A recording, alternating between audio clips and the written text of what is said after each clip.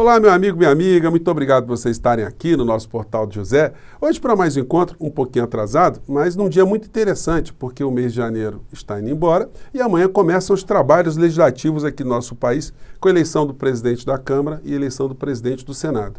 O que isso tem a ver com a nossa realidade? Será que isso mexe de alguma maneira? Mexe sim.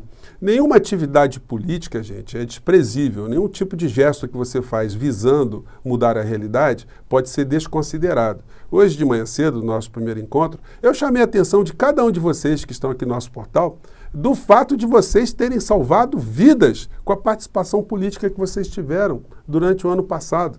Você, por mais que ache que você não influenciou muito, que você não conhece muita gente, não.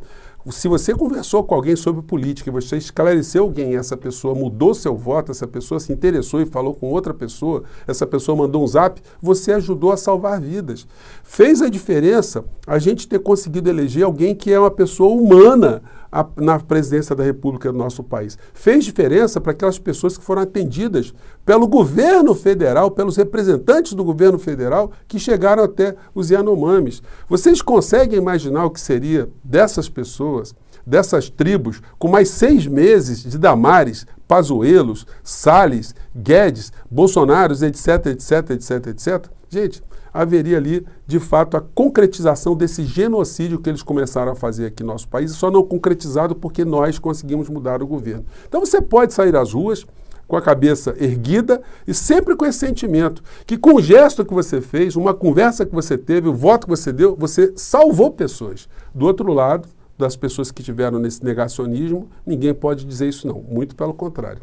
Eles só fizeram foi ajudar a matar pessoas aqui no nosso país, na época da Covid e depois dessa época, com tudo aquilo que nós vimos aqui no nosso país. Bom, eu vou conversar com vocês sobre os assuntos concretos, mas antes de mais nada, eu não podia deixar de falar desse assunto, que é muito interessante você puxar a realidade para aquilo que nós fazemos no dia a dia, né? Mas antes de mais nada, quero convidar você que está chegando agora no nosso portal a se inscrever. Você que é muito bem-vindo, conheça os nossos outros vídeos, compartilhe, dê o seu joinha, venha participar dos nossos chats, que todos os dias eu abro aqui um pouquinho antes das 5 horas até 5h30, exceto o dia que eu atraso um pouco com vocês, enfim. E se puder, se inscreva também no nosso clube de membros, que é uma forma adicional de você ficar mais engajado aqui nos nossos papos, tá bom? Então vamos seguir em frente.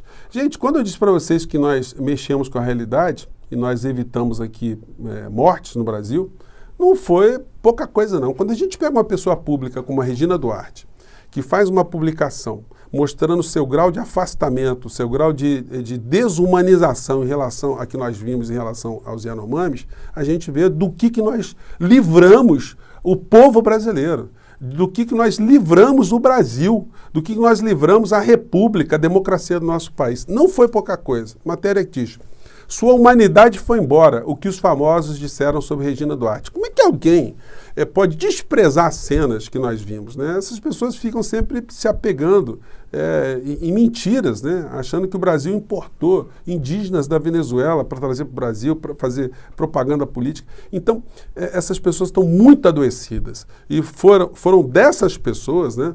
Ou foi dessas pessoas que a gente conseguiu se livrar, pelo menos, né, de uma forma muito instantânea, porque elas vão continuar tentando voltar aqui no nosso país. Elas não estão contentes na posição que elas estão, não. Nós estamos com o ex-presidente da República que está foragido do nosso país. E hoje me chamou a atenção, eu estava refletindo mais cedo sobre isso, esse fato, né? Fui ver que ele vai ter que renovar o passaporte dele, vai ter que renovar o visto, enfim. E tem uma lei que cuida da estrutura do ex-presidente, de ex-presidentes aqui no nosso país. É a Lei 7.474 de 1986. No seu artigo 1º, essa lei diz que, eu estou falando isso para a gente entender, né, como é que o Bolsonaro está se sustentando lá fora. Artigo 1º diz: o presidente da República, terminado seu mandato, tem direito a utilizar o serviço de 4 servidores para segurança e apoio pessoal, bem como a de 2 veículos oficiais com motoristas. Veículos oficiais com motoristas, leia-se veículos oficiais no Brasil. A gente não tem veículo oficial fora do Brasil, né? Custeadas as despesas com dotações próprias da Presidência da República. Então, eu pergunto para vocês, pode o Bolsonaro levar uma série de funcionários pagos por nós para receberem em dólar, receberem em euro? Ele pode escolher viver o resto da vida dele, ele pode ir para Mônaco, ficar em Mônaco, em Paris, ele pode escolher Dubai e nós vamos pagar servidores para toda a vida do Bolsonaro, e com o agravante dele estar foragido da justiça aqui no nosso país. Então, eu fiz esse questionamento hoje para a Controladoria Geral da União. Vou colocar o texto na descrição do nosso vídeo, para você que se interessa, né, desses assuntos.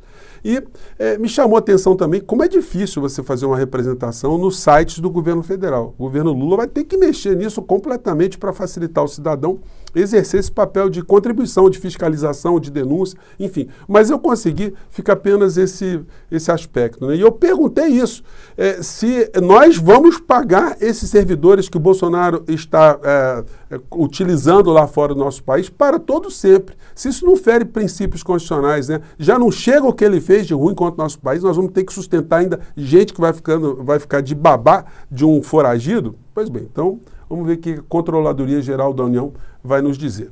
E aí na pauta principal, né, que agora a gente entra. Novo Congresso assume na quarta mais conservador e empoderado. Veja o perfil dos parlamentares. Eu acho muito curioso o Estadão dizer, os meios de comunicação analisarem que o Congresso será mais conservador. Os congressos aqui no Brasil e fora do Brasil têm uma tendência de sempre serem conservadores na economia, porque a maior parte dos parlamentares são eleitos por grupos econômicos, interesses econômicos. Isso é assim no Brasil, no Chile, na Argentina, na Bolívia, em todos os países do mundo, pelo menos que tem esse formato, né, de democracia, de presidencialismo, de coalizão, onde tem que ter uma participação ali, uma conexão entre os políticos de uma maneira geral e aquele que foi eleito pelo povo de uma maneira geral. Então, os congressos, eles sempre são conservadores. Nos Estados Unidos, você tem lá uma coisa que alguns analistas denominam como corporatocracia, ou seja, uma democracia das corporações, porque lá como não tem justiça eleitoral, uma justiça, fundo partidário, não tem dinheiro público em campanha, todos os deputados e senadores são eleitos com contribuições, com dinheiro do setor privado. Então você tem ali os deputados do Partido Democrata e os deputados do Partido Republicano, que são eleitos com montanhas de dinheiro que vêm desses grupos todos que os apoiam. Os sindicalistas, alguém que vem de movimento social nos Estados Unidos, tem pouquíssima chance de se eleger nesse formato, porque o cara, para aparecer na televisão, ele tem que pagar. Não tem horário eleitoral gratuito nos Estados Unidos.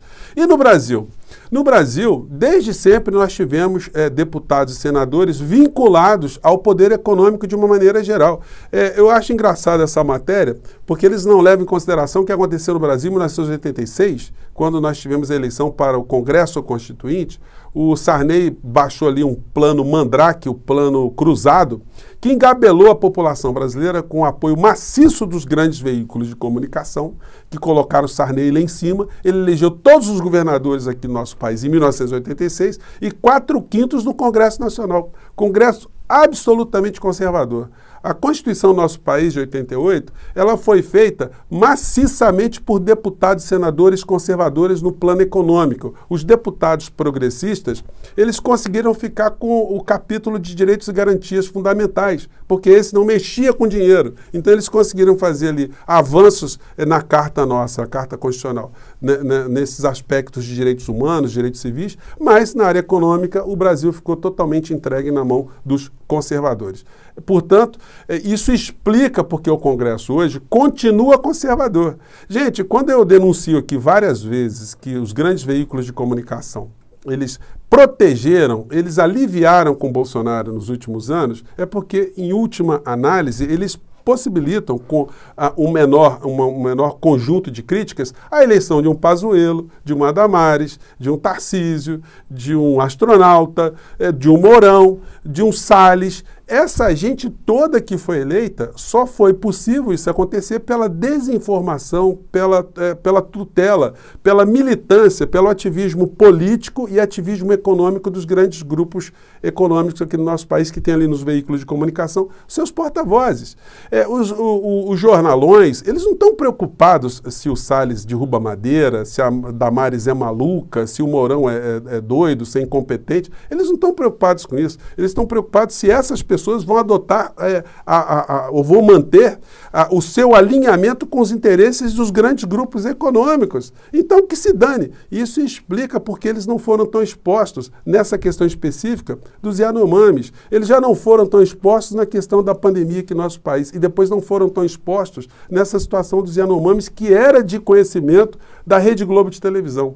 Então, gente, não existe nenhum tipo de comportamento dos grandes veículos de comunicação que estejam divorciados de interesses econômicos. Então, o Congresso que nós temos hoje, moral da história, representa esse tipo de situação que nós temos na sociedade, desinformada de uma maneira geral. A informação gera a ação. A desinformação gera a conformação. E se você quiser ir para o mundo dos parlamentares eleitos por grupos religiosos, todos eles são conservadores nas pautas morais, mas são mais conservadores nas pautas econômicas. Daí eles também serem preservados, eles não serem combatidos, porque se você tem um Congresso majoritariamente progressista, aí a situação econômica em nosso país poderá ser modificada. Como a realidade é essa que está posta aí, o presidente que é progressista, ele vai ter que negociar com esses representantes desses grupos todos que acabam elegendo seus deputados e senadores em países como Brasil, Estados Unidos, Chile, Argentina, etc, etc, etc. E essa vai ser a mágica da história. O presidente vai ter que ter um grande poder de persuasão, inclusive para conseguir negociar com esses grupos, os representantes desses grupos, mudanças importantes aqui no nosso país. Vamos ver como é que vai ser esse encaminhamento nos próximos dias, o que vai redundar a eleição de Lira e a eleição de Pacheco, ao que tudo indica, é isso que vai acontecer. E as pessoas estão muito preocupadas, pô, será que o Pacheco vai se eleger? Será que o Lira, como é que vai ser o Lira? Enfim, gente, é o processo político. Não existe ninguém santo e não existe ninguém neutro e não existe ninguém que não possa mudar de posição. Tanto o Rodrigo Pacheco quanto o outro aqui, o Marinho, que estão disputando a eleição do Senado, eles não têm muitas diferenças nas suas pautas econômicas. A histeria toda vai ser se o Marinho se eleger, porque ele vai criar problemas ao presidente Lula no encaminhamento de algumas pautas. Mas essa gente também não tem muito princípio, né? Eles se curvam rapidamente se os interesses forem convergentes ali, se os grupos econômicos mandarem que eles defendam uma pauta A, uma pauta B. Vamos ver, mande seu comentário aqui para o nosso portal e mais uma vez, eu agora quero lembrar você, né? Você salvou vidas aqui no nosso país. Se você esteve sempre nesse processo eleitoral, sempre do lado melhor da história, você teve um resultado que fez a diferença para quem está sobrevivendo a esse massacre dessa gente insana. Gente, eu fico por aqui mais uma vez. Um grande abraço, até o nosso próximo encontro. Tchau!